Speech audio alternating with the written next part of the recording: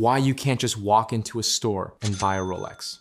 There is a particular kind of frustration that is almost unique to the luxury watch world, a frustration that has become so well documented, so widely discussed, and so consistently experienced that it has essentially become part of the product itself. You walk into an authorized Rolex dealer, the cases are immaculate, the lighting is perfect, the watches are there, visible behind the glass, rotating slowly on their display cushions. You have the money, you are ready to spend it, and then you are told, with practiced politeness, that the watch you want is not available, that there is a waiting list, that allocation is limited, that perhaps if you develop a relationship with the store over time, something might become possible.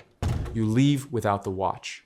This experience, replicated thousands of times every day in boutiques across the world, is not a supply chain failure. It is a carefully engineered system. And understanding how it works reveals something profound about the psychology of desire, the economics of scarcity, and the way the most valuable brands in the world think about the relationship between availability and worth. Rolex produces approximately 1 million watches per year, which sounds like an enormous number until you consider that it represents a fraction of global demand. The company has the manufacturing capacity, the resources, and the infrastructure to produce significantly more. And this is the first and most important thing to understand about Rolex's distribution strategy. The scarcity is not accidental. It is not the result of limited materials or constrained production. It is a deliberate, sustained, and extraordinarily sophisticated policy decision that has been maintained consistently for decades through economic booms and recessions, through the rise of smartwatches, through global disruptions that reshaped almost every other luxury category. Rolex chooses to produce fewer watches than the market demands. And that choice is the foundation upon which everything else in the brand's commercial strategy is built. The authorized dealer network is the mechanism through which this scarcity is distributed and experienced. Rolex does not sell directly to consumers in any meaningful volume. It sells to a carefully curated network of authorized dealers called ADs in the watch community, who in turn sell to the public. The allocation each dealer receives is determined by Rolex, not by the dealer. And those allocations are typically far below what the dealer could sell if supply were unlimited. A dealer might receive 2 or 3 units of a highly desirable reference in an entire year, the Submariner, the Daytona, the GMT Master 2, while fielding hundreds of inquiries for the same model. This structural imbalance between supply and express demand is not a problem the dealer is trying to solve.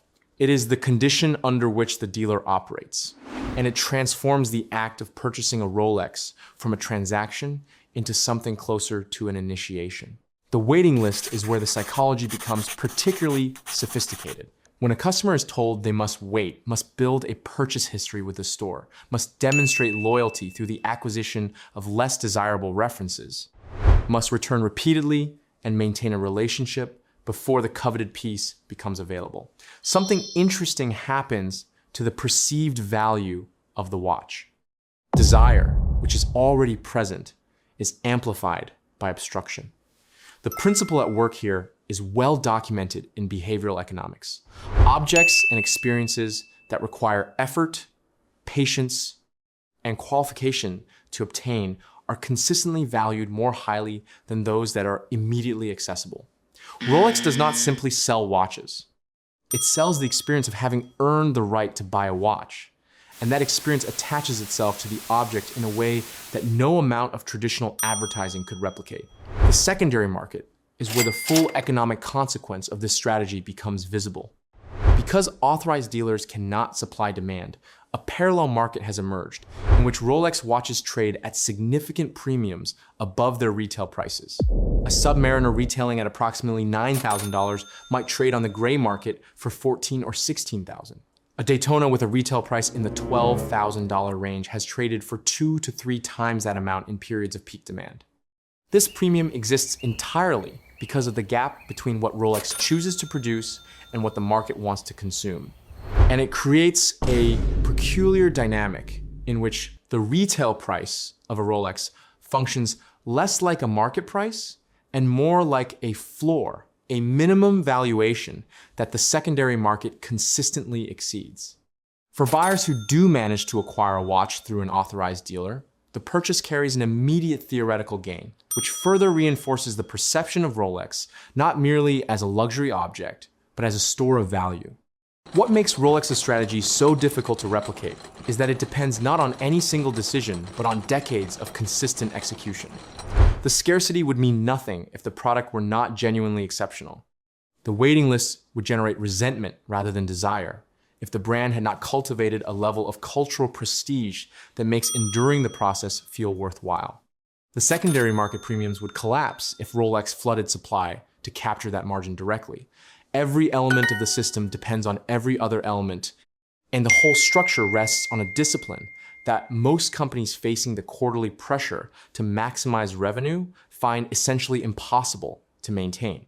Rolex is privately held, which removes the pressure of public market expectations. And this structural fact may be as important to its strategy as any decision about production, volume, or dealer allocation.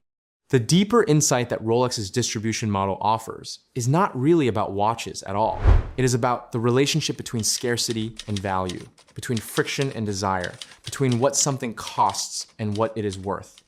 In a world where almost everything is available immediately, where the default condition of commerce is instant access and frictionless purchase, the brands that introduce deliberate difficulty into the acquisition process occupy a fundamentally different psychological category in the minds of consumers. The wait is not a flaw in the Rolex experience. It is the experience and the frustration you feel standing in that boutique, watching the watches rotate behind the glass.